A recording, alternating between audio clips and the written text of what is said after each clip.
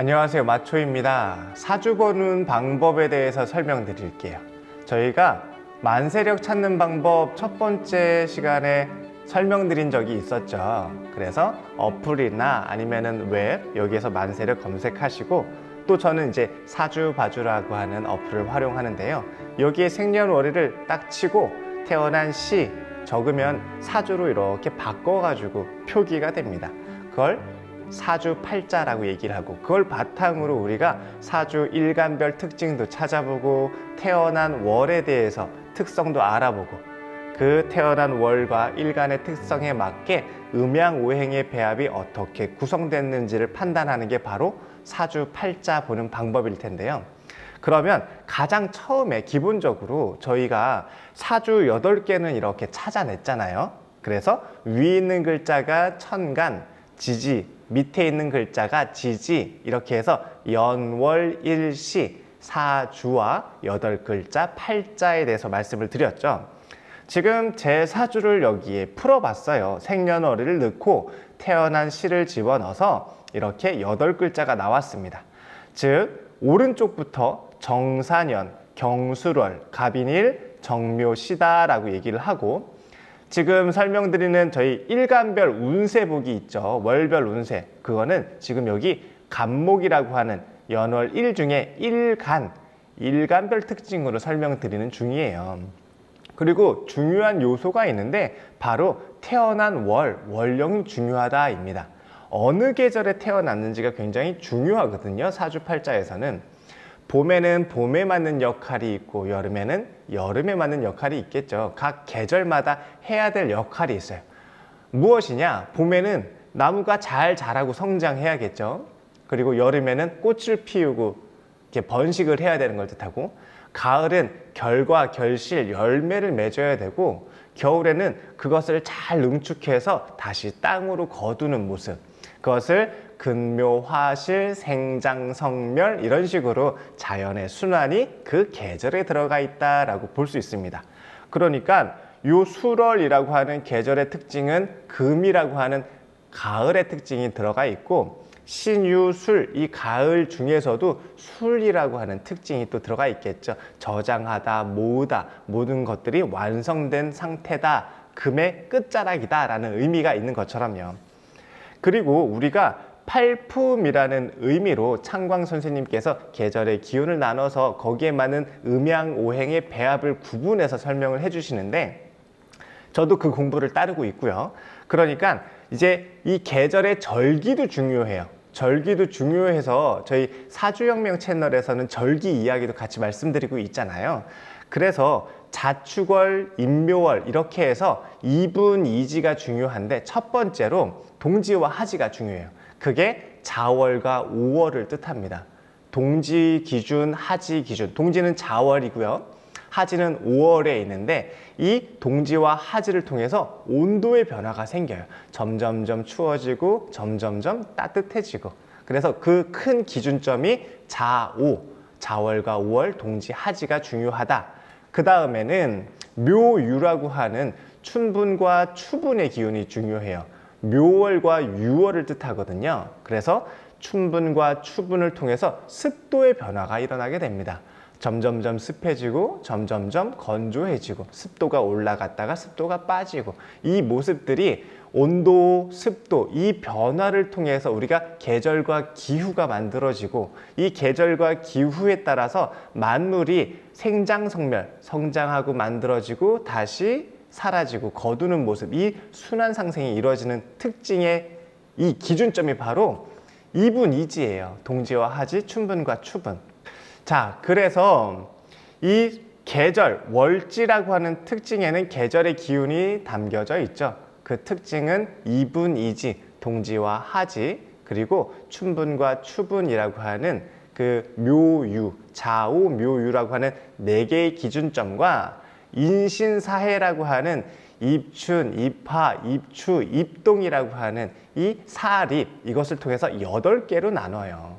그것을 자축월, 임묘월, 묘진월, 사우월, 오미월, 신유월, 그리고 유술월, 해자월까지, 이것을 봄, 여름 4개로 나누고 가을, 겨울 4개로 나누고, 이게 팔품이다라고 얘기를 합니다.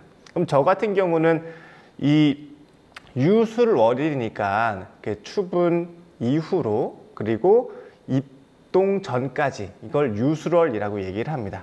그래서 이 계절별 각각의 특징도 하나하나 또 설명을 드릴 거예요. 그래서 이 특징에 대해서 공부하실 때는 월을 기준으로 크게 2분 2지로 나뉘고 그리고 사립을 통해서 8개로 나뉘는구나. 특히 계절의 기운이 중요하구나. 저 같은 경우는 간목일간으로 태어나서 가을에 태어났구나. 그러면 가을의 특징의 간목이구나. 이걸 통해서 오행배합이 어떻게 조합됐는지를 판단하게 됩니다. 그리고 우리가 연월일시라고 얘기를 하잖아요. 태어난 연, 그리고 월, 일, 시를 의미를 하는데 연이라는 것은 나의 조상과도 같아요. 내가 이것은 내 스스로 만든 게 아니라 선천적으로 준비된 모습과도 같아요. 그래서 어른, 조상, 나라 이렇게 큰 테두리가 연이라면 그 연 안에 있는 작은 테두리가 월이겠죠. 내가 살고 있는 환경을 의미를 합니다. 환경, 직장, 가족 이런 내 테두리를 뜻해요. 아주 큰 나라 원이라고 하는 세상이라고 하는 전 세계가 이 연이라면 그 중에서 월은 우리나라, 우리 직장, 내 가족 이런 월을 뜻하고 그 중에서도 월 안에 또 일이 있죠. 태어난 일. 이것은 내 개인사, 나와 개인적인 역할 이것을 뜻해요. 그리고 일 중에서 그 안에 또 시가 있죠. 태어난 시. 그것은 내가 활동하는 영역, 나가서 활동하고 나가서 만나고 나의 미래적이고 어떤 개인적인 부분에서 더 확대돼서 미래로 나가는 모습과도 같고 그래서 연이라고 하는 큰 삶의 테두리, 세상이란 테두리 안에 내가 살고 있는 월, 그리고 나의 개인적인 일, 그리고 나의 여가 생활과도 같은 시까지 연월 일시의 특징을 이렇게 나눠서 판단해야 되는 게 있습니다. 그리고 저희가 사주를 볼 때 대운이 들어왔다 막 그러잖아요. 그러면은 대운이 들어왔으니까 얼마나 좋아요 막 이렇게 묻고 저는 도대체 대운이 언제 들어온 겁니까? 막 이렇게 물어보시기도 하세요. 근데 대운이 그 크고 좋다라는 뜻의 대운이 아니에요. 10년마다 계절의 기운이 바뀐다라는 뜻이거든요. 그래서 이 대운을 좋은 운, 귀한 운이라는 의미가 아니라 10년마다 이 계절의 기운이 바뀌는구나 라고 이해하시면 되고요. 저는 여기 보시면 지금 을사라고 하는 대운을 지금 지나고 있어요. 대운수는 내가 태어난 일을 통해 가지고 대운수를 정하고 그 대운수에 맞춰서 10년마다 바뀌는 거예요. 어디서부터 바뀌냐? 바로 월부터 시작을 합니다. 계절은 월이잖아요. 월을 출발을 해서 대운이 순행하냐 역행하냐 라고 얘기를 하는데요. 그래서 대운의 기준점은 월을 기준으로 10년마다 바뀌는 것이 대운이다 라고 이해하시면 되고 대운에서도 순행하는 게 있고 역행하는 게 있어요. 순행한다라는 것은 계절의 기운이 봄, 여름, 가을, 겨울 이렇게 다음 단계로 순차적으로 간다라는 의미인 거고 역행이라는 뜻은 가을에서 여름으로, 여름에서 봄으로 이렇게 반대의 계절로 역행한다라는 의미를 뜻합니다. 그러면은 어떨 때는 순행하고 어떨 때는 역행하냐라는 뜻이에요. 이것을 양남음여라고 합니다. 이건 태어난 연을 기준으로 그 기준점이 정해져요. 양은 남자, 양남, 양남일 경우엔 순행이고 음여, 음간, 여자일 경우에는 순행한다. 양남, 음녀는 순행이고 그렇지 않으면 역행이라는 뜻이에요. 그러면 남자가 양간에 태어난 연도를 가지고 있으면 순행을 하는데 저는 남자로 태어나서 정사년이라고 하는 천간이 음간이에요. 그러면은 저는 역행을 하게 되는 사주인 건 거죠. 만약에 정사년에 태어난 여자분이실 경우엔 음여, 순행을 하겠죠.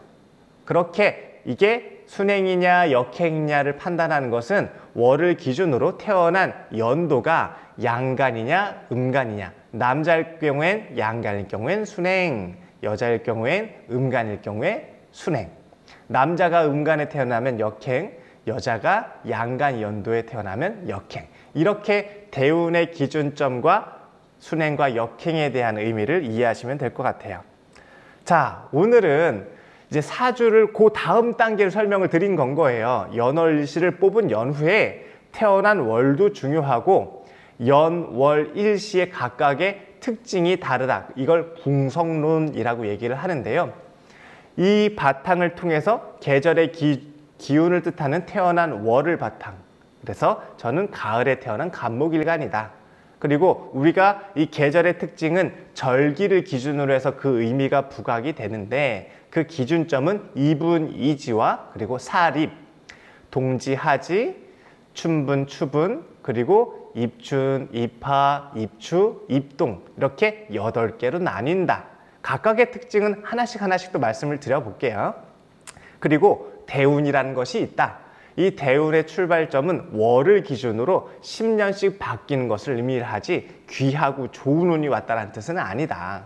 그리고 우리가 이 대운에 따라서 계절에 변화하는 만큼 우리도 그거에 맞춰서 변화하면서 준비하고 내가 갖춰 나가야 된다는 뜻이에요. 그래서 대운을 보는 법, 세운을 보는 법이 있는데 대운을 이렇게 바뀐다는 뜻은 내가 그것을 준비해야 될 시기입니다 라는 뜻이에요. 세운은 그것을 써야 됩니다. 준비된 것을.